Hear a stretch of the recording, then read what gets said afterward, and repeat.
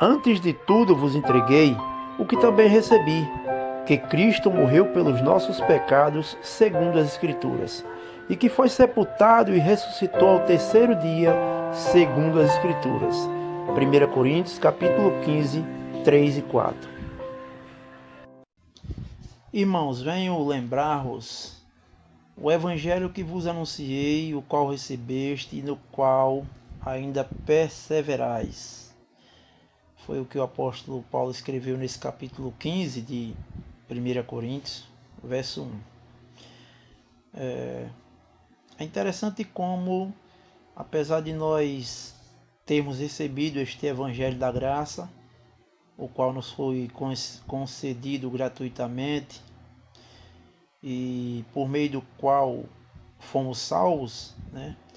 Uma vez que o Evangelho é o poder de Deus para a salvação de todo aquele que nele crê, o apóstolo Paulo faz questão de lembrar aos irmãos a respeito deste Evangelho, o Evangelho que ele anunciou.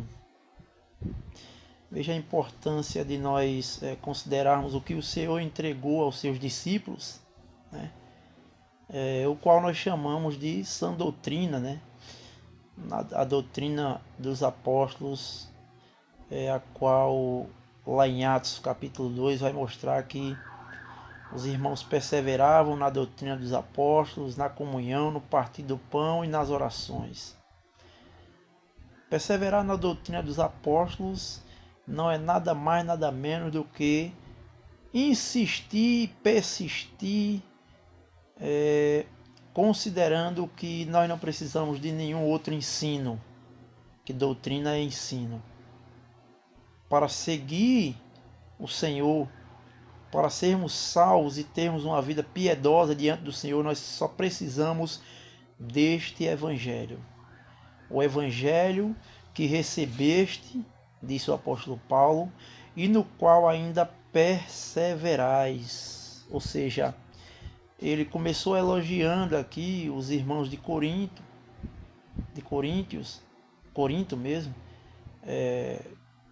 porque os irmãos perseveravam, estavam perseverando neste evangelho, não se deixando levar por outro evangelho, que na verdade não é outro, mas muitos persuadem alguns fracos na fé ou até pessoas que não são da fé e que muitas vezes estão no nosso meio ali provando das dádivas do Senhor, da boa palavra e da comunhão, mas que não têm o coração voltado para o Senhor.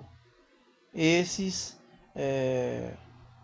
eles não duram muito, logo eles procuram ensinos que agradem a sua própria carne e não vão querer o ensino que mortifica a carne, que é o evangelho puro, a sã doutrina entregue pelo Senhor aos seus apóstolos, nos quais nós devemos perseverar. Verso 2 ele diz: por ele também sois salvos, se retiverdes a palavra tal como vos-la preguei, a menos que tenha escrito em vão.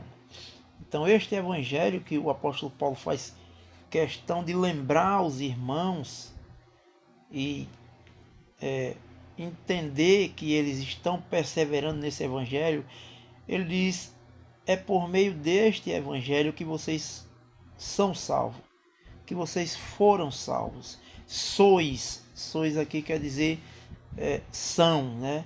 Ou seja, está no presente, não é que serão salvos ou quem sabe, né? Mas não, vocês foram salvos por este evangelho. Se retiverdes a palavra tal como vos-la preguei, a menos que tenha escrito em vão. Ou seja, se vocês foram salvos, vocês certamente andarão neste evangelho. Vocês não vão em busca de outro evangelho, né? Vocês vão perseverar neste evangelho, a menos que vocês tenham crido em vão, a menos que vocês não tenham depositado fé né? Que vocês apenas tenham professado crer, mas que o coração de vocês não estão posto nesse evangelho, não estão firmados neste evangelho. E do verso 3 até o verso 4 ele vai dizer: antes de tudo vos entreguei o que também recebi, que Cristo morreu pelos nossos pecados segundo as Escrituras. Então, este é o ápice do Evangelho e é o fator principal pelo qual nós entendemos que não foi pequena a graça que nos foi concedida. Antes de tudo vos entreguei o que também recebi, que Cristo morreu pelos nossos pecados, segundo as Escrituras. Então Cristo veio como substituto, propiciação, como aquele que se entrega em favor de outro. Morreu pelos nossos pecados, segundo as Escrituras. Mas que não somente morreu, mas ele vai continuar no verso 4. E que foi sepultado e ressuscitou ao terceiro dia, segundo as Escrituras. O fato dele ter ressuscitado no terceiro dia mostra a sua vitória sobre a morte, mostrando assim que a morte não tem poder, não teve poder sobre ele e não terá poder sobre aqueles que nele crê. Ele disse: a vontade de meu Pai é essa, que nenhum eu perca de todos os que me deu, mas que eu os ressuscite no último dia, como está registrado lá no capítulo 6 do Evangelho de João. Verso 5, ele vai dizer: e apareceu a Cefas, e depois aos 12, depois foi visto por mais de 500 irmãos, de uma só vez, dos quais a maioria sobrevive até agora, porém alguns já dormem. Então ele ressuscitou e muitos viram essa ressurreição. Ele apareceu a Cefas, depois aos 12, depois foi visto por mais de 500 irmãos de uma só vez, dos quais a maioria sobrevive até agora, porém alguns já dormem. Então ele deu provas dessa ressurreição a todos esses irmãos. Deu prova dessa ressurreição. Ele apareceu a esses irmãos, animando-os, confortando e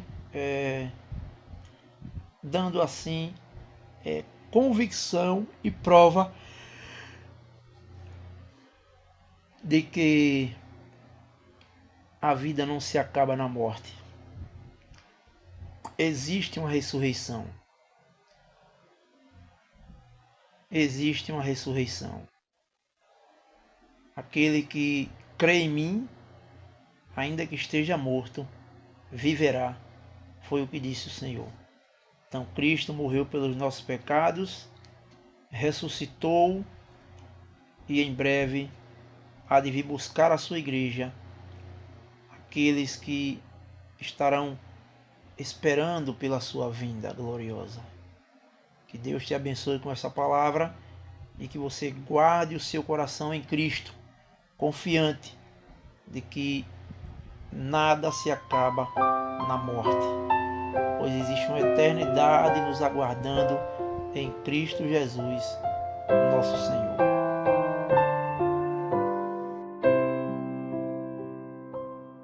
Ao lembrarmos do teu nome, Jesus Cristo, não podemos esquecer do teu amor, que te trouxe a este mundo arruinado, pra morrer pelo mais pobre pecador. Ninguém mais havia de tão digno para libertar o pecador. O Cordeiro de Deus puro,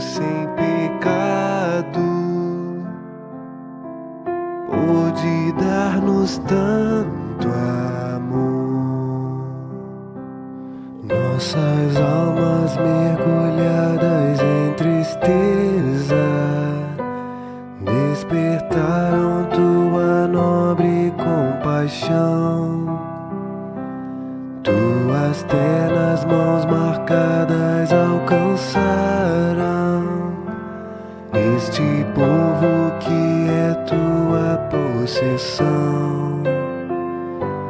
Ninguém mais havia de tão digno para libertar o pecador. O Cordeiro de Deus puro sem pecado pôde dar-nos tanto amor. Ninguém mais podia nos dar novo alento. Ninguém mais podia numa cruz morrer. Para nos salvar deixaste tua glória, e tal glória vamos logo